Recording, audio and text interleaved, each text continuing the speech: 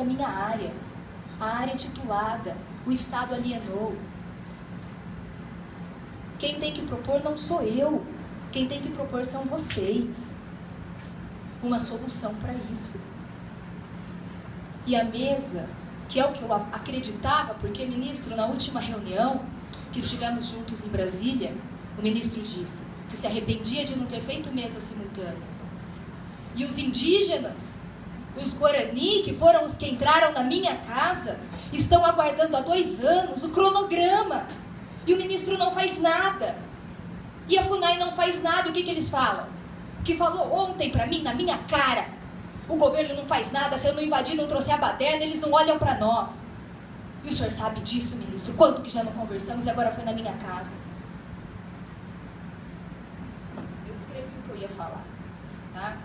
E o que eu vou falar é o seguinte: se é, por isso que eu queria ouvir de vocês antes, se é que vai ser proposta alguma mesa de negociação, porque sair de lá sem nada nós não vamos, a não ser que seja sem a vida ou algemada, porque deixar nossa propriedade nós não vamos. A solução do conflito é medida que se faz urgente, necessária e vital. Estamos absolutamente abertos ao diálogo, à negociação, implorando solução há tempos. Estamos à beira do desespero por uma solução, mas por uma solução justa. A realidade fundiária do Mato Grosso do Sul é escorreita. As propriedades de Antônio João foram tituladas pelo Estado, ratificadas e re-ratificadas pelo INCRA. Antes da Guerra do Paraguai, a área já era propriedade privada devidamente titulada no país de origem. O processo administrativo de demarcação da área, lá em Antônio João, está avançado, com decreto homologatório, suspenso por decisão do STF, pois não há que se falar em conclusão do procedimento demarcatório, enquanto está pendente de discussão judicial seu objeto, não é terra indígena, e não há que se concluir processo administrativo antes do crivo do Poder Judiciário. Assim, como já está homologada, apesar de suspensa pelo Supremo, a PEC 71 não abarcará a área. Se estão na esperança da PEC 71, se não tiver alteração do texto, as áreas já homologadas não serão abarcadas. A PEC 71 não vai resolver a nossa solução, não vai resolver o nosso problema. Amargaremos, se outra solução não for identificada, por mais muitos anos, o processo e o conflito. Precisamos de uma solução alternativa e rápida. Não repetiremos, produtores, indígenas e governo, os erros que cometemos na mesa de Buriti. Os produtores erraram ao aceitar sentar na mesa sem reaver a posse de suas propriedades. Não deveríamos ter cedido jamais. Mas quem não tem sequer a voz, como não ceder? Os indígenas erraram quando quebraram o acordo e durante as negociações deflagraram inúmeras invasões no Estado. Acabou a credibilidade da mesa naquele momento. E o governo errou quando não cumpriu com o compromisso assumido de estabelecer o cronograma para as próximas mesas de negociação. Nos enganam, nos ludibriam, cansamos de esperar as duas partes. Falo em meu nome, mas acredito que este também seja o entendimento dos demais. Tanto que na reunião, o ministro reconheceu: eu errei, devia ter feito diferente. Que o erro sirva como lição e que não erramos novamente. Durante a mesa de negociação de Buriti, muitas invasões ocorreram, mesmo com o pacto de não invadir. 6 em Aquidauana, 1 em Bonito, 5 em Cidrolândia, 4 em Antônio João, 2 em Aral Moreira, 1 em Bodoquena, apesar das 538 mil hectares dos Caduéus, 2 em Carapó, 4 em Coronel Sapucaia, 1 em Douradina, 1 em Dourados, 11 em Japorã, 3 em Miranda, 2 em Paranhos, durante a mesa de negociação. Das 95 áreas invadidas, metade foram invadidas durante a mesa de negociação, durante o pacto de paz. Então não tem pacto mais. Não aceitamos o pagamento abaixo do valor real da propriedade, considerando terra nua e benfeitoria. Ninguém está nos fazendo favor. Só será viabilizado o sucesso do acordo mediante pagamento do valor real, com natureza jurídica indenizatória, mas auferido no contexto da compra e venda.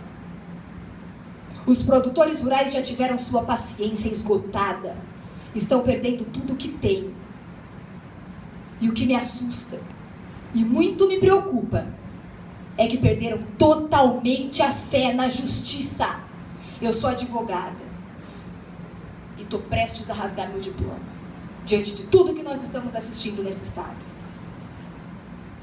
Esses homens e mulheres do bem, se sentindo acuados, desrespeitados e excluídos do Estado democrático de direito, diante da conivência do poder público com esse processo canhestro de institucionalização das invasões, FUNAI e Ministério Público Federal, Advocacia Geral da União, tudo aos índios, que seja defendido o direito dos índios, sim, mas não invadindo propriedade privada. Chega! Não podemos mais aceitar esse método. Que absurdo é esse, o poder público vir nas possessórias e falar que a invasão é legítima? É legítima porque existe um direito territorial indígena. É legítimo buscar esse direito, procurador, no devido processo legal, não nas invasões das nossas propriedades. Os produtores rurais do Mato Grosso do Sul estão unidos e determinados a não recuar. Situação que merece ser levada a sério e ser tratada com atenção, pois quando todas as portas se fecham, o estado de necessidade não permite o controle das reações.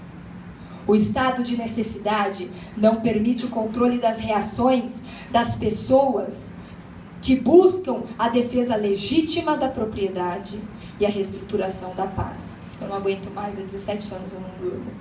Eu sonho que tem índio chegando na minha porta e que quando eu abro o olho, eles estão em volta da minha casa ateando fogo. Eu era menina quando eles entraram a primeira vez. E as crianças que estão lá, porque eles suspendem as aulas para levar as crianças nas invasões, e são crianças que vão crescer com ódio de mim, com ódio de nós produtores rurais. É isso que está sendo criado aqui no nosso estado, porque quando invadiram a minha casa há 17 anos, os meus pais e os meus avós eram amigos dos índios, e aquelas crianças hoje me odeiam.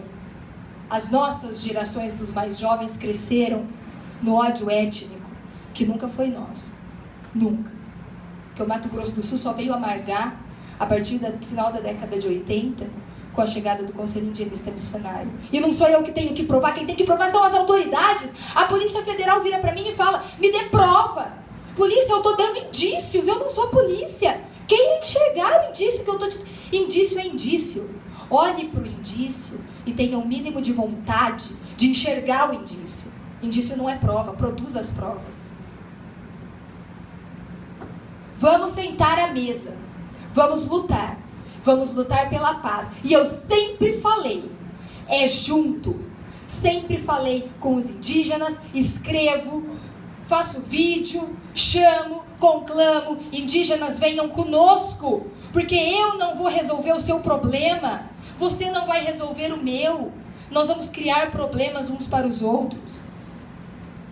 Mas só faremos o acordo, a mesa de negociação, a flexibilização, vamos resolver, mas só sentaremos e faremos qualquer acordo após sermos reintegrados na posse, de forma ordeira e pacífica, de forma espontânea por parte dos indígenas. É a hora da nossa exigência. Chega de sermos afogados pelas exigências de todos, porque é o índio, é o Ministério Público Federal, é o Ministro da Justiça, é a Advocacia Geral da União, é a FUNAI, é todo mundo, é o sistema contra o produtor rural. Nós estamos sozinhos, não dá mais. Vamos dialogar, mas não vamos dialogar sem a posse das nossas áreas. E alguém tem que pôr ordem na casa, porque os índios também são cidadãos brasileiros, e eles têm que recuar. Mas só faremos após sermos reintegrados na posse, de forma ordeira e pacífica. De forma espontânea por parte dos indígenas. Tem que sentar lá e falar, é para cumprir, tem que pôr ordem nisso. E diante o compromisso de que nenhuma nova invasão será levada adiante no Mato Grosso do Sul. Cumpram as nossas reintegrações de posse, façam os índios recuarem, vamos estabelecer a paz agora, diante dessa situação de desespero que todos nós estamos, os dois lados. E aí, quem sabe, a gente possa voltar a ter alguma credibilidade na palavra de quem quer que seja. Quando tivermos restabelecido o status quo, sentaremos à mesa, determinados a resolver definitivamente esse problema. Determinados a resolver definitivamente este problema, lado a lado, sentados à mesa, porque ainda somos seres racionais. Mas não sem antes a posse das nossas propriedades.